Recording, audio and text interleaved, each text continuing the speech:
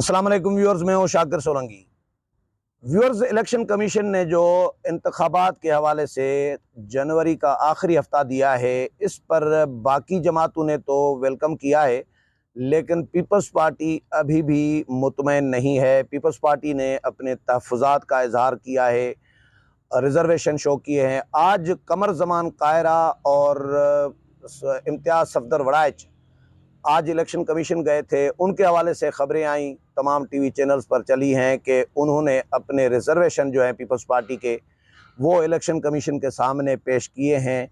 लेकिन फिर मैंने कमर ज़मान कायरा से बात की, तो कायरा साहब ने क्या बताया वो इस वीडियो में व्लॉग में बताऊंगा। इसके अलावा एक ख़बर और भी पीपल्स पार्टी की शेयर करूं कि पीपल्स पार्टी ने सरदार लतीफ़ खोसा की सेंट्रल एग्जीक्यूटिव कमेटी यानी पार्टी की सीईसी की रुकनियत जो है वो मुअत्तल कर दी है।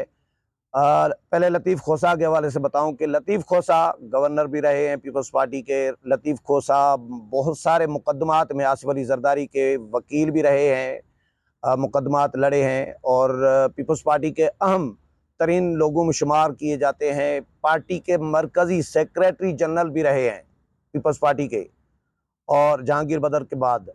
तो लतीफ़ खोसा साहब कुछ अरसे से एतजाज़ हसन के साथ मिलके, एतजाज़ हसन पहले इमरान खान के हामी थे क्योंकि एतजाज़ हसन के क्लास फेलो रहे हैं इमरान खान, और फिर वहाँ पे ज़मान पार्क में लाहौर में एतजाज़ हसन और इनका दीवार दीवार के साथ है, पड़ोसी भी हैं इमरान खान और एतजाज़ हसन। चले एतजाज़ का तो इसलिए, और दूसरा नून लीग दुश्मनी में एतजाज़ हसन इमरान खान के साथ हैं शायद। नून लीग के साथ उनकी नहीं बनती बड़े अरसे से एतजाज़ हसन की, तो उनका तो समझ में आ रहा है। लेकिन लतीफ़ खोसा साहब अचानक उन्होंने यू टर्न ले लिया, अचानक वो पीटीआई के पास चले गए, इमरान खान की गोद में जाकर बैठ गए, इमरान खान के वकील बन गए। एक साइफर का मामला, दूसरा तोशा खाना का, ये दो मुकदमात हैं जिनमें सरदार लतीफ़ खोसा साहब जो पीपल्स पार्टी के मरकज़ी सेक्रेटरी जनरल पे पार्टी ने बनाया, फिर पार्टी ने गवर्नर भी बनाया, सेनेटर भी गालबन रहे हैं। तो वो जो हैं पीटीआई में चले गए, इमरान खान के वकील बन गए, पार्टी की मुशावरत के बगैर, पार्टी से पूछे बगैर। पार्टी ने उनको शोकाज नोटिस दिया।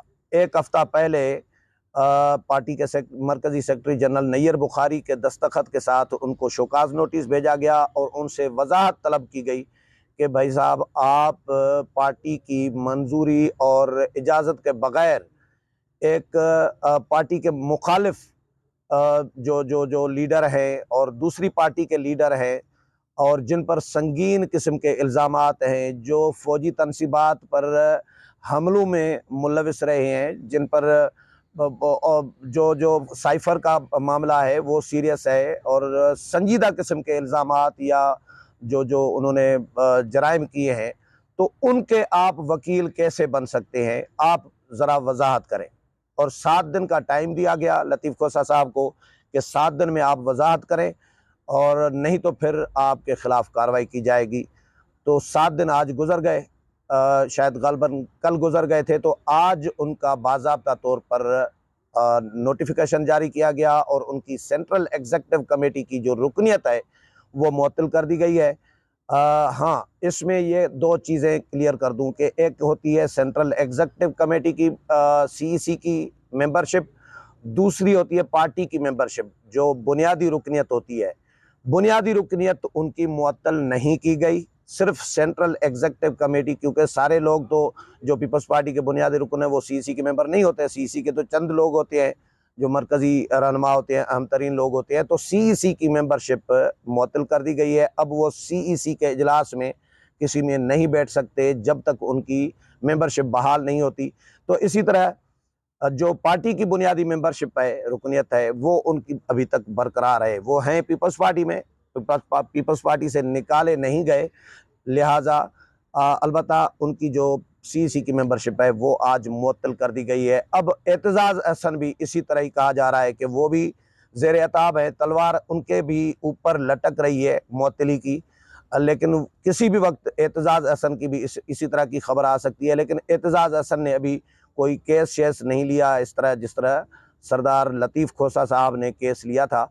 और वो वकालत कर रहे थे, बयानबाजी भी धड़ाधड़ कर रहे थे, पीपल्स पार्टी के ख़िलाफ़ भी, पीपल्स पार्टी की पॉलिसी के ख़िलाफ़ बयानबाजी भी कर रहे थे। एतज़ाज़ हसन भी पार्टी पॉलिसी के ख़िलाफ़ बयानबाजी और ये चीज़ें करते रहे इक़दामात, लेकिन अभी उनको इसी तरह का उनके ख़िलाफ़ कोई कार्रवाई नहीं की गई। अभी पिछली जो सीईसी हुई है, हमारी इत्तलात ये हैं कि उसमें एतज़ाज़ हसन शरीक हुए थे। तो सरदार लतीफ़ खोसा की मेंबरशिप सीईसी की मुअत्तल कर दी गई है। दूसरी ख़बर ये कि इलेक्शन कमीशन ने गुज़श्ता रोज़ तारीख़ तो नहीं दी, लेकिन अलबत्ता एक हफ़्ता बता दिया है कि जी जनवरी के आखिरी हफ़्ते में इंतख़ाबात कराए जाएंगे। कुछ लोग ये कह रहे हैं, अच्छा लतीफ़ खोसा के हवाले से एक और बात बता दूं मैं, रह न जाए, बाद में इस पे आता हूँ इलेक्शन के हवाले से। लतीफ़ खोसा के हवाले से और ये भी कहा जा रहा है कि ये शायद आसिफ अली ज़रदारी ने ही खुद भेजा है इनको। बाबर अवान के लिए भी ये कहा जाता है रहा है कि भाई इमरान खान को मज़ीद फंसा के वापस आ जाओ। ये भी होता है, सियासत में कुछ भी हो सकता है। तो ये भी कहानियाँ लोग डिस्कस कर रहे हैं। इलेक्शन के हवाले से दो चीज़ें। एक तो पीपल्स पार्टी ये कह रही है कि इलेक्शन कमीशन ने, एक फिल्म लगती है ना, सिनेमा पे फिल्म लगी होती है, तो फिल्म को ज़्यादा चलाने के लिए लिखा जाता है कि आखिरी हफ्ता, फिर वो हफ्ता गुजर जाता है, फिर लिखा जाता है आखिरी हफ्ता, ताकि रश ज़्यादा लगे, टिकटें ज़्यादा बिकें, और फिर वो गुजर जाता है, फिर तीसरा हफ्ता भी आता है तो वो भी आखिरी हफ्ता होता है। तो इलेक्शन कमीशन ने इसी तरह का कोई ड्रामा किया है, ये पीपल्स पार्टी समझ रही है।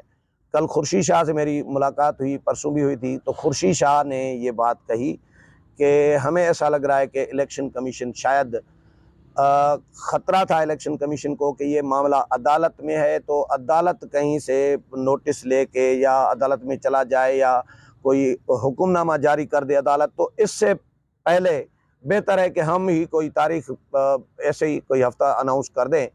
तो इलेक्शन कमीशन ने अदालत के शायद खौफ से आखिरी हफ्ता दे दिया है। अब आखिरी हफ्ता इलेक्शन होंगे या नहीं होंगे, इस पर रिजर्वेशन है। पीपल्स पार्टी ने यह कहा था कि भाई आप तारीख अनाउंस करें, कोई एक तारीख, और शेड्यूल भी अनाउंस करें, जो इलेक्शन कमीशन ने नहीं किया, जिस पर पीपल्स पार्टी को रिजर्वेशन है। पीपल्स पार्टी इस पर डाउट में है, अभी भी शुकूक व शुबात का इजहार कर रही है कि भाई तारीख क्यों नहीं दी, जब हफ्ता दे रहे हो, आखिरी हफ्ते में तो 6-7 दिन होते हैं, वर्किंग डेज 6 होते हैं, तो भाई आखिरी बल्कि 5 होते हैं, सैटरडे संडे और मंडे ट्यूसडे वेडनेसडे, 6 दिन वर्किंग होते हैं। तो आप 6 दिन में कोई तारीख दे देते, एक दिन दे देते, लेकिन आपने एक तारीख नहीं दी, तो इसका मतलब है दाल में काला है। क्यों नहीं दी तारीख? इसका मतलब है आप कुछ गड़बड़ करना चाह रहे हैं, आप फिर अगले हफ्ते लेके जाएंगे, फिर उससे भी अगले हफ्ते लेके जा सकते हैं। तो इस पे इनको तहफ़्फ़ुज़ात हैं। तो आज कमर ज़मान कायरा जो गए थे, उनके हवाले से खबरें चली कि उन्होंने तहफ़्फ़ुज़ात पेश किए पार्टी के, ये वो। कायरा साहब से मेरी बात हुई, उन्होंने कहा ये सारी खबरें गलत चली हैं। मैं गया था अपने हलके के बारे में मालूमात लेने कि मेरे हलके में जो हल्का बंदी जो की जा रही है उसमें क्या तब्दीली लाई जा रही है। मैं अपनी इन्फॉर्मेशन लेने गया था। मेरी न चीफ इलेक्शन कमिश्नर से मुलाकात हुई है, न सेक्रेटरी इलेक्शन कमीशन से, और मैं अपने सोर्सेज से ऐसे ही चेक करने गया था, इन्फॉर्मेशन लेने गया था। कोई पीपल्स पार्टी ने इलेक्शन कमीशन को अभी बाज़ाब्ता अपने तहफ़्फ़ुज़ात से आगाह नहीं किया। अगले प्रोग्राम में फिर मुलाकात होगी, तब तक इजाज़त चाहता हूँ। अल्लाह हाफ़िज़।